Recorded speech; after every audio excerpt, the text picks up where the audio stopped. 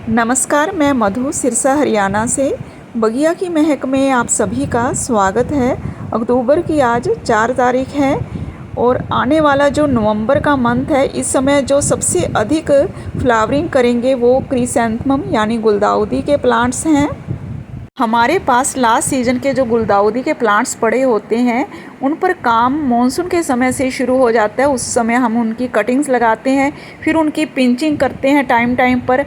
इस समय उसकी लास्ट पिंचिंग का समय होता है। लेकिन इस साल हमारे यहाँ का मौसम कुछ अच्छा नहीं था। बारिशें हुई तो बहुत ज़्यादा हुई और फिर उसके बाद गर्मी बहुत बढ़ गई, ह्यूमिडिटी ज़्यादा हो गई इतनी, और अब कुछ मौसम जाकर ठीक हुआ है। तो इस वजह से यहाँ हमारे कटिंग नहीं लग पाई। अगर हम कटिंग लगाते भी तो वो सक्सेसफुल ना रहती। और अभी आप जो देख रहे हो मेरे प्लांट्स जो फ्लावरिंग कर रहे हैं, इसमें देखिए गुलाब का ये पौधा भी फ्लावरिंग कर रहा है। लेकिन इस समय फूल मत ही लें तो अच्छा है, इनको काट देना चाहिए। और कनेर पर भी फ्लावरिंग बहुत अच्छी हो रही है।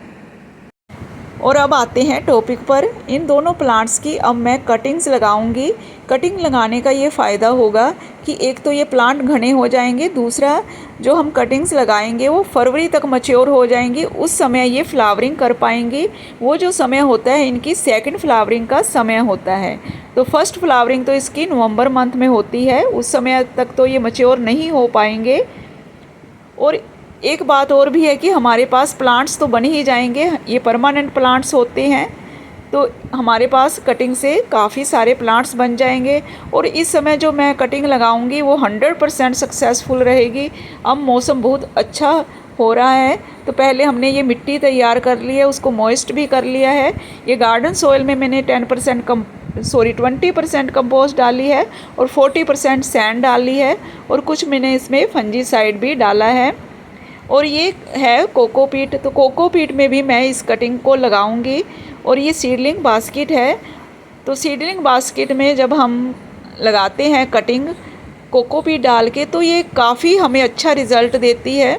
ये 5 दिन पहले मैंने बटन गुलदाउदी की भी कटिंग लगाई है इसमें, और एक कटिंग मैंने गुड़हल की लगाई है। और ये मैंने सीड्स भी लगाए हैं डहेलिया के, ये भी जर्मिनेट हो गए हैं, ये देखिए। और पिटूनिया के भी सीड्स लगाए हैं मैंने, ये भी जर्मिनेट हो गए हैं। तो आप पिटूनिया और डहेलिया के सीड्स कोकोपीट में लगाएं, ये जल्दी जर्मिनेट हो जाते हैं, 3 दिन के अंदर अंदर ही ये जर्मिनेट हो जाते हैं। अब यदि आपके पास सीडलिंग बास्केट नहीं है तो उसे बनाने का भी बहुत ही आसान तरीका आज मैं बताऊंगी। हमारे पास छोटी छोटी जो खाली बोतलें होती हैं प्लास्टिक की, उनको आप बीच में कट कर लें। जो निचला हिस्सा है उसमें आप होल्स बना लें। किसी भी लोहे की नोकदार चीज़ को गर्म करें और इससे इसमें होल बहुत सारे बना लें। ये हमारी सीडलिंग बास्केट बन जाएगी। इसमें आप कोकोपीट भर के कटिंग्स लगा सकते हो और सीड्स भी ग्रो कर सकते हो। और फिर कोई भी आप बाउल ले, उसमें आप इस तरह से कोकोपीट भी भर लें और फिर उसके अंदर इसको सीडलिंग बास्केट को रखें, क्योंकि ये हरदम मॉइस्ट रहनी चाहिए। अगर सूख जाएगी तो फिर ये हमारी कटिंग भी ख़राब हो जाएगी और सीड्स भी ख़राब हो जाएंगे। और वैसे भी ये जो कोकोपीट होती है काफ़ी समय तक नमी अपने अंदर बनाए रखती है। अगर हम किसी कारण से एक दिन पानी मिस भी कर देते हैं तो हमारी कटिंग सूखती नहीं है। जब हमारी कटिंग लग जाती है तो उसमें जो रूट्स निकलती है वो हमें दिखाई देने लग जाती हैं, तो इससे हमें पता चल जाता है कि हमारी कटिंग सक्सेसफुल रही। ये ऑल्टरनेंथ्रा प्लांट की कटिंग थी जो कई बार मैं आपको दिखा चुकी हूँ। और अब चलते हैं हम अपने मदर प्लांट्स के पास। इनकी भी हमें अब देखभाल करनी है। कटिंग तो करनी है, लेकिन इसकी देखभाल भी करनी है ताकि ये प्लांट हमारा काफ़ी अच्छा ग्रोथ पकड़े और बहुत सारी इसमें फ्लावरिंग हो। तो इसके लिए जो भी सूखे पत्ते देखिए आप देख रहे हो उनको काट देना है। अगर कोई सूखी हुई टहनी भी लगती है तो उसको भी काट दें। वैसे मेरे प्लांट पर कोई भी सूखी हुई टहनी नहीं, बहुत अच्छे से ये ग्रोथ इसकी चल रही है। ये देखिए, यहाँ से मैंने एक कटिंग की थी और यहाँ से 4 इसमें स्टेम्स निकली हैं। अगर मैं पहले इसकी कटिंग करती तो इसमें इस समय बहुत सारी जो है और भी स्टेम्स निकल के आती। तो कहते हैं ना, देर आए दुरुस्त आए, तो अभी भी देर नहीं हुई। तो अभी भी हम कर लें तो हमारा प्लांट काफ़ी अच्छी ग्रोथ करेगा। अब मैं इन सारी स्टेम्स को 3 से 4 इंच तक काट दूंगी। ये मेरी कटिंग्स आ जाएंगी मेरे पास। और इनके नीचे के पत्ते हटा देने हैं। ये देखिए 2 नोड तक तो बिल्कुल खाली कर देना है। और सारी कटिंग्स इसी प्रकार तैयार करनी है। इनको मिट्टी में और कोकोपीट में लगा देना है। एक पोट में 3 से 4 मैं कटिंग्स लगाऊंगी, क्योंकि कई बार एक पोट में एक कटिंग लगाने से वो गल जाती है, ख़राब हो जाती है। तो 3 से 4 कटिंग एक पोट में लगाएं।